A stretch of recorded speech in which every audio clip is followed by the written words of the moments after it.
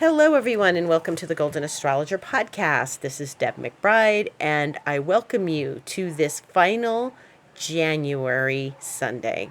Okay, this is the last Sunday in January, and we are now going into the month of February, if you can believe it. So here we are on Sunday, January 29th in the year 2023. January so long, and thank you, because February starts on Wednesday, and I am broadcasting from lovely Escazú, Costa Rica on this last January Sunday, and I am outside on my patio, and you can hear dogs barking in the distance. Well, I can. I don't know if you can. And here we are, and so there is nothing going direct. There is nothing going retrograde. There are no planets shifting directions till April 21st. And we don't have to think about those. So now our focus is on how the planets are speaking to one another and who is changing signs. And there's going to be a lot of that in these next months. But more importantly, it's right now, it's about how the planets are speaking to one another. And so here we are, and the sun is talking to Mars. And I mentioned this last week, that the sun would be speaking to Mars in a very nice way. Now, this is a time to be confident. This is a time to be starting to get your energy back and move forward, starting to feel like you are accomplishing things and you have forward movement. And Mars is still, until further notice, Mars is in Gemini until March, the end of March. Until further notice. So we'll talk about that when it goes into Cancer. The sun is still in Aquarius, because this is the time of year when we have Aquarius. And so this is, a very nice, smooth aspect. And we can start to kind of come out of where we've been. Now, that is not to say that Mars has done a lot of movement. It hasn't. Since going direct on January 12th, Mars is still not moving a whole lot. And Mercury, even though it went direct a week later, it's definitely moved more in its transit, because Mercury just generally is a faster planet. So Mars is only at 9 degrees. And remember, it went direct at 8 degrees. And we are still experiencing a very slow Mars. So how do we use this energy? We use it to be aware of our internal physical energy, because Mars is a very physical planet. And we use it to gauge what we're capable of in these next days and weeks. I've had people coming to me telling me how they're tired. And that's very reasonable. We're all still a little wobbly, a little exhausted, still overcoming last year. And we have some things moving, forward, like Saturn is getting ready to leave Aquarius. And so we're winding things down. There are still things that we're winding down. We are in a new year. It is a happy new year. We are moving forward now. But we still have we don't have the gusto, the energy that we normally would have with Mars, like flying through the zodiac. It's moving slowly. It's like when you first get out of bed in the morning and you're just moving a little slow, and then as you gradually get into your day, maybe you've got to go for a run, or you go for a power walk, or you get your coffee, or you go for your power walk and get your coffee, or whatever. It should be, if you wouldn't fly out of bed and start flying around, right? Now, some people do. Or maybe they have to chase their little ones around or something, but they take the dog for a walk and the dog wants to go for a run. This is something where you have to gauge your energy. And this is very important, to gauge our energy and just be with it, and just be a little more aware of how we use our energy and our boundaries. Boundaries are everything. Boundaries really are. Energy is really everything, but boundaries are really about where we let our energy out and where we keep our energy in, and where it's leaking and where it's not leaking. So they go hand in hand, boundaries and energy.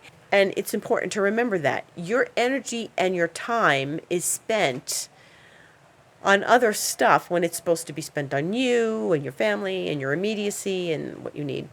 And we don't want the energy leaks to get to the point where we're sapped. And so this is a good time to be aware of those things, to be very aware of those things. And, Gemini is mental energy. So we have to be careful how we use our mental energy and what we are allowing in and out of our brain. If we are acutely aware that something is eating at us, then we got to sit down and work it out and be present with it and let it go. Because when things take up space in our brains, mental energy space in our brains, we need to be certain that it's with good reason, that it needs to be there, that we work through it, that we let it go when we need to. Because anything that is there and shouldn't be is living there rent-free. So you wouldn't have that in your house. So why should you have it in your brain? So anything in your head that is not productive should really just be put on the side. And this is how we start to look in the corners of our life. What are you thinking of when you scramble your eggs in the morning? When you make your coffee in the morning? Is it, oh, it's a beautiful day and I can't wait to step outside, and oh, I'm so grateful I have this appointment today because it's going to be great to see so and so, and or is it, do you want that? You don't. You don't want that chatter that's going on without your permission. So, and this is one of the reasons we meditate. Last week I was talking about how we do it to raise our consciousness. Yes. Anything that is in our brain, Mars and Gemini, that's taking up active energy is exhausting. Okay, so we want to step away from that and be very aware without being neurotic of how we're using our thoughts. Thoughts carry frequency. Energy is everything. Energy is thoughts. Thoughts carry energy. We don't want to be, if you're in a frazzled state when you're starting your day, coming back from that is not easy. So with Mars and Gemini, it's asking us to take those baby steps out of bed in the morning and gently, slowly, gracefully meet the day. And I always love to meet my day gracefully. I don't turn my phone on right away. I try to just have that space in the morning. I say good morning to my garden. I thank my soul for giving me another 24 hours. I gently, gracefully want to meet the day. So I gradually, slowly get into my day. This is how you maintain your energy and your boundaries. That's the way you got to start your day. If your day, it sets the tone.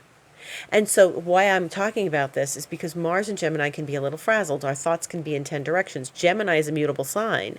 Things are Geminis are known for their dexterity and their versatility. They are the original multitaskers. They've got the right hand doing one thing, the left hand doing something else.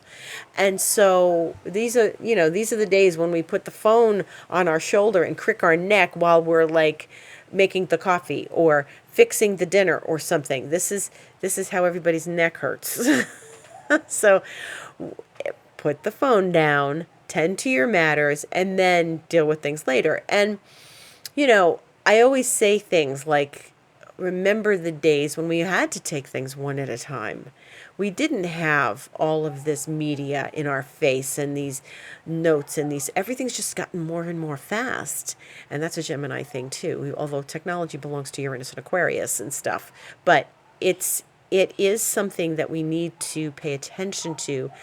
Our mental energy right now is very important to preserve, to use in moderation, to step forward gently, and to just find deep peace in our day and not let our brains take over. You ever see someone walking down the street and their body is ahead of their feet? That's what's going on. So we need to just make sure that we are in sync, in alignment, and not allowing our brains to carry us through the day, and we are in our bodies and we let our bodies move us forward, and we thank our bodies for doing that.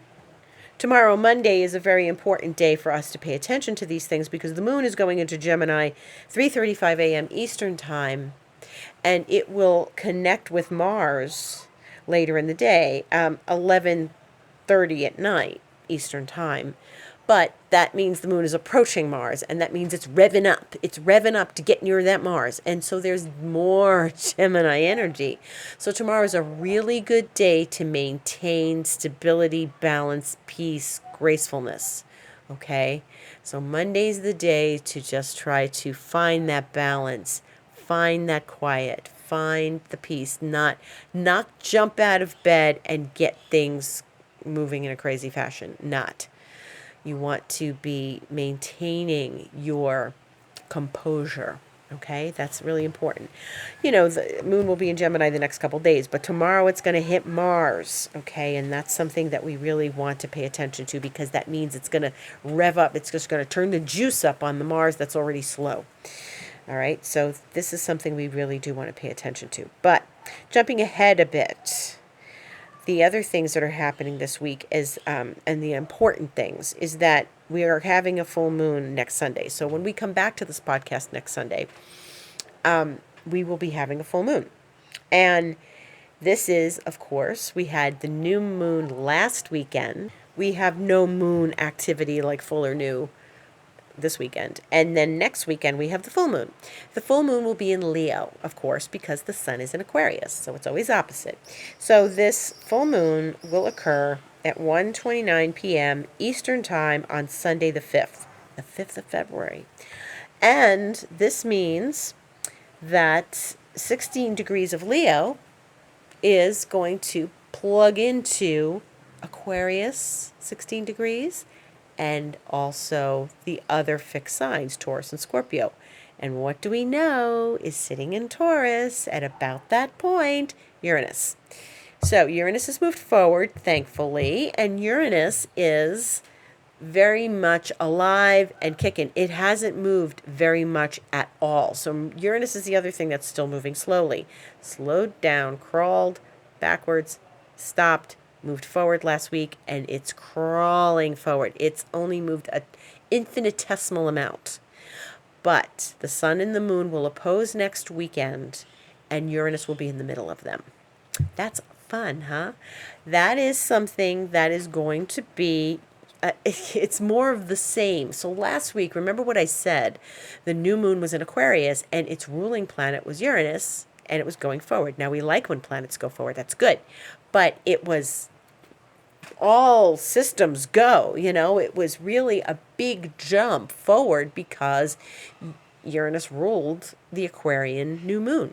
Now we've got a full moon, and of course it's not all Aquarius, the moon is going to be in Leo.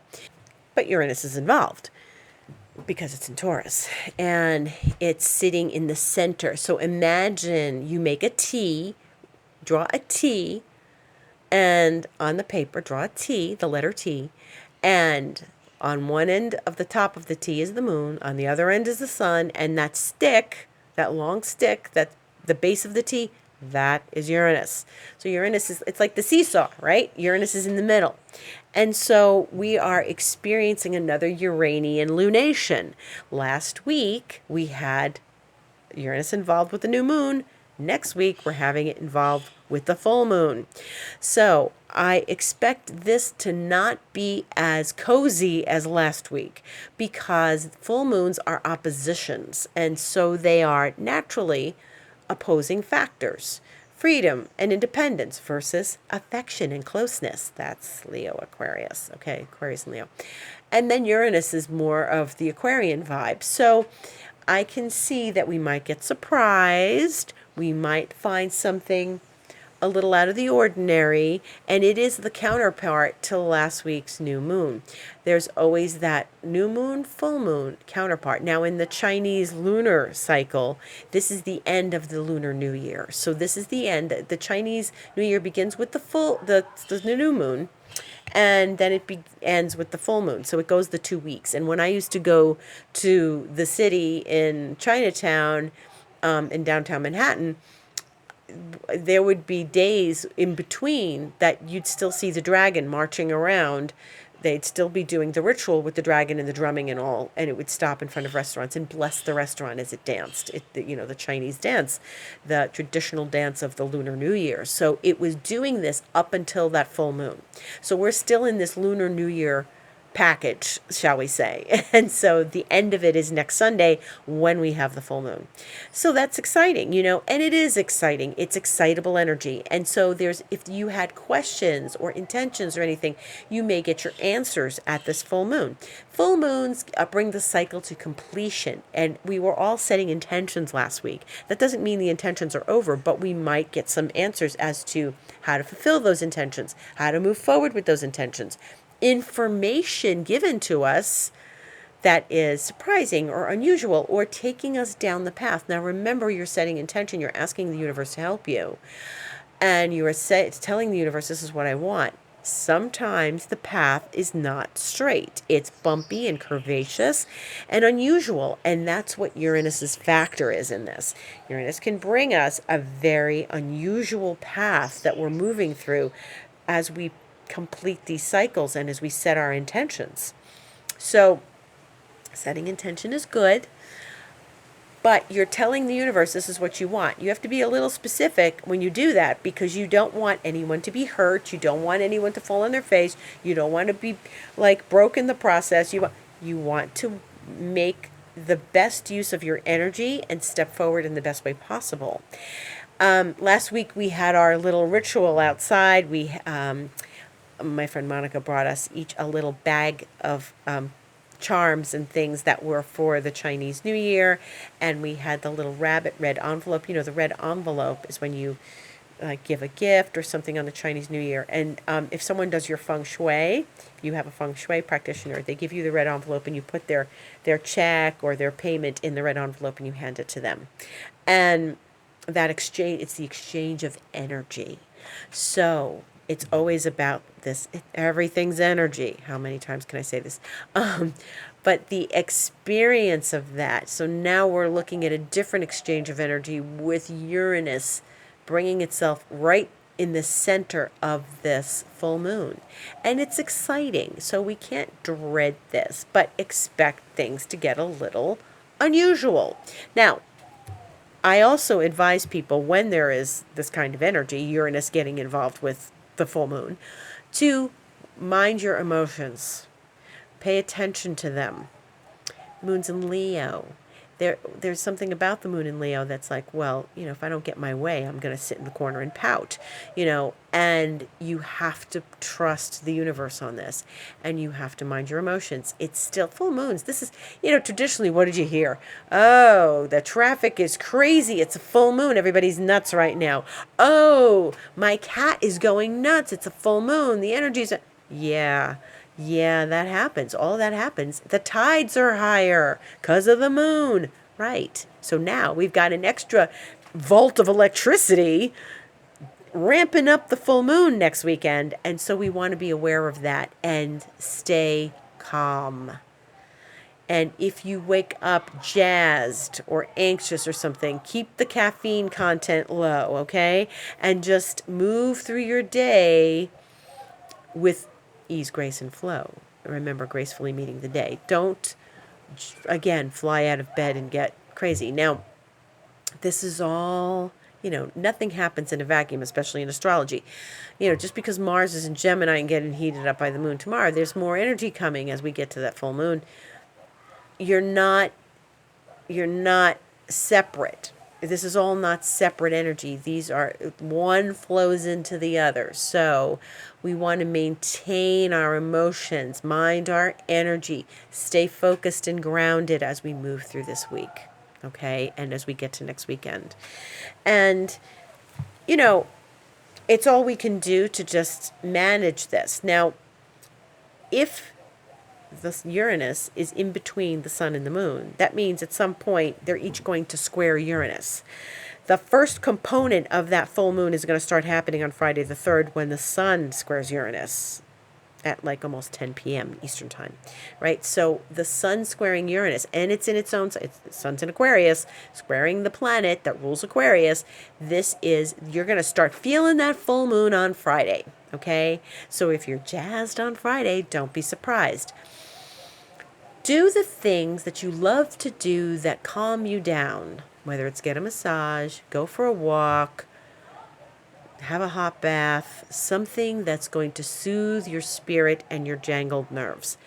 This is all happening this week. There's a lot of jangled energy this week. So we want to just be aware of it, and that's our job, is to have high awareness so that we don't fly off the handle, especially Friday, because that's going to set the tone for the full moon. So the sun squares Uranus, and that's the first component of this full moon. Then as we get closer to the full moon itself, next Sunday, the moon is going to do that square. So they are absolutely in square to the Uranus, but they will oppose after. So Uranus comes first. Uranus is earlier than the moon. So they're going to hit that Uranus, the sun on Friday, the moon on Sunday, and then they're going to oppose each other. So the sun is going to visit Uranus on Friday and have information from Uranus, and then the moon is going to get some information from Uranus, and then the two of them are going to talk to each other later on Sunday, and they're going to have a conversation that involves what they learned from Uranus. Pay attention, okay? So it's high energy. We've got some high energies this week. We want to glide through this with, consciousness, okay, with awareness. So that's what you need to remember more than anything, is that there's high energy this week. It's like high tides, and you wouldn't go surfing on a crazy high tide, right? So you wouldn't go swimming when the tide is crazy.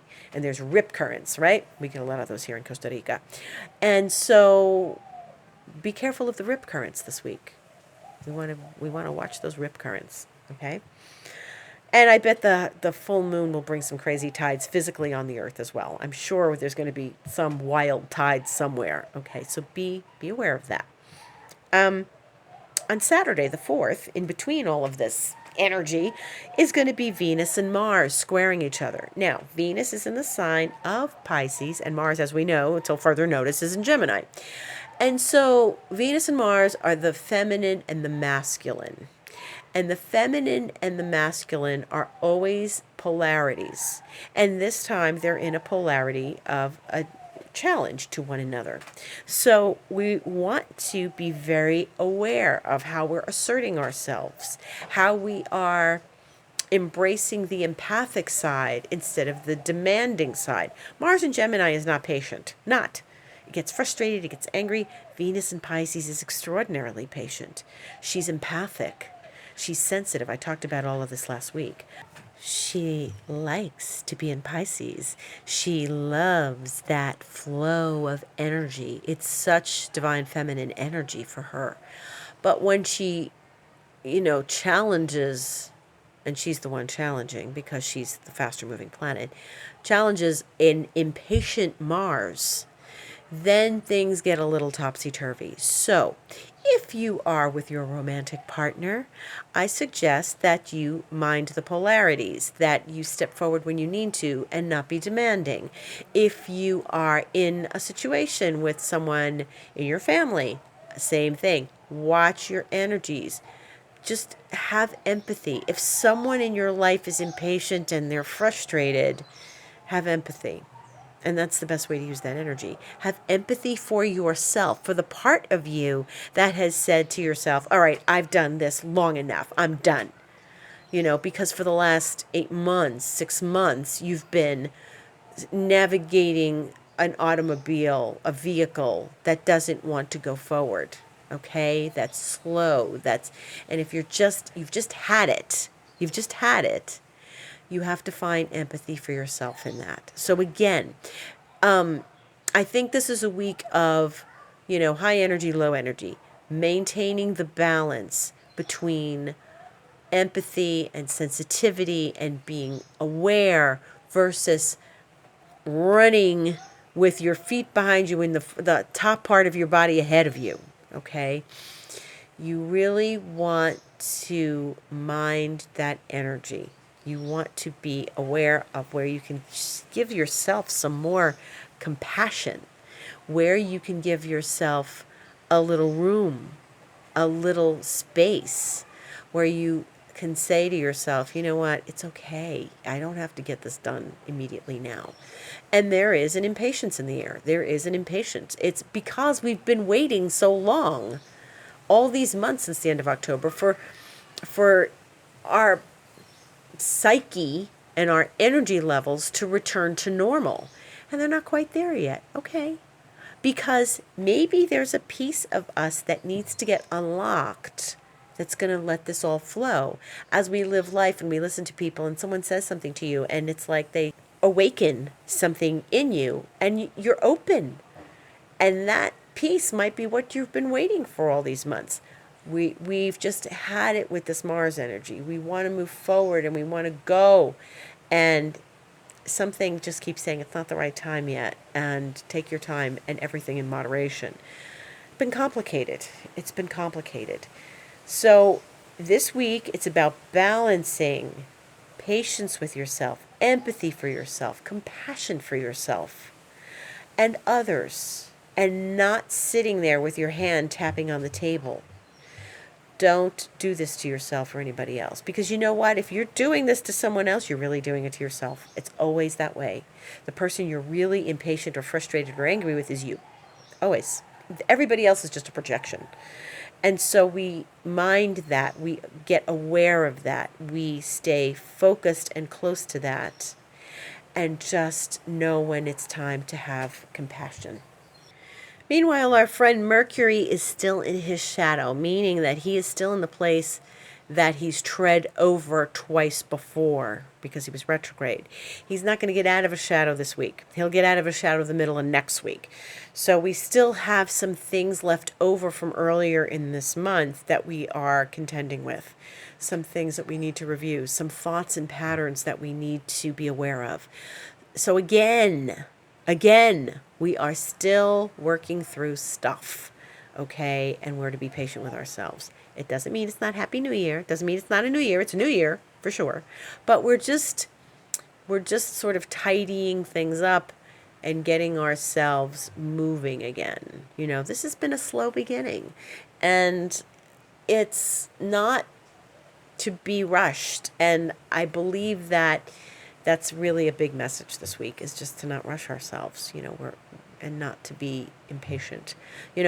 Mercury is the ruler of Gemini and Mars is there. And so they've just been, I feel like when I talk about them, they're just sort of getting their act together, and that's what these weeks have been about. Just sort of getting ready to move forward, slowly moving forward. I think last year was exhausting. I think it was exhausting for a lot of people. I think it was exhausting. The last 3 months were exhausting. And I think that we are all just sort of coming down from that. And we are refocusing our energy into this new year. I think that there's a lot that's happened. And look, I'm not going to lie, I think people expected different stuff around post-pandemic life. And I think people have had to readjust themselves to post-pandemic life. And I think we're all still feeling it. I think that's part of this. And so I'm not making excuses for things being slower. I just don't see everybody jumping on the bandwagon right now. I feel, yes, we've moved forward. Yes, it is a new year. Yes, we are going forward now. But we are still figuring out what post-pandemic life looks like. You're going to say, Deb, that started 3 years ago. Yeah, well, it was a collective trauma. Remember that. And when traumas happen, we have to heal them. And so that's where we've been. I think maybe once Jupiter passes Chiron, as we get more into the year, like March, I think when Jupiter passes Chiron, we're going to have a lot better sense of things as far as post-pandemic life and what it means to heal. So it's important to just take care of yourself and stay aware. The moon is not going to stay in Gemini all week, as you know. It'll be in Gemini until Wednesday. And then it's going to go into the sign of Cancer. And that's going to be the moon's favorite place. And so that's when it's time to use your energy with family, with home projects, with anything that is nurturing and giving you some space to take care again, nurture. And then it'll move into Leo on Saturday the 4th at 3:48 a.m. Eastern Time. And then it'll be getting ready to make the full moon contact. So, you know, the moon's been in Taurus all weekend, which has been lovely. I really feel like from Friday, late Friday afternoon, and it's still in Taurus now, that's been a very smooth, lovely, domestic, calming. I feel like this weekend has been relatively calming, and I think it's been restorative in many ways. The moon likes to be in Taurus. It's very, it's exalted there. It's very restorative there. And so I think it's been good for people. I feel the quietness and the just living life. And it has felt like a normal weekend to me, as opposed to all this heavy energy, moving forward, dynamics, dynamics, dynamics. I think that there were some dynamics this weekend, but not anywhere near like the last three. Last weekend, we had Uranus going direct, right? And then there was, before that, like a few days before, we had Mercury going direct, right? So there was like Mercury and Uranus, and then there was Mars before that. And it's just too much for the nervous system. So this has been a nice, cozy little Moon in Taurus cozy weekend where you get to eat your favorite comfort foods, and I hope you did that. And that's about it for the week ahead. And remember to be aware of the rip currents. Allow yourself time to process, because we're all still processing, and allow yourself time to be connected to self and balance and have empathy for self and compassion, okay? So don't rush. And if the energy is impatient and rushing, take a step back and breathe, and then let yourself go forward. But there's a little rip current going on. So I think that as we go into the new week, we have to be aware of that. So be balanced, be focused, be grounded, and be grateful. And I'm grateful for all of you. So thank you for listening, and on to the week ahead. Have a beautiful week.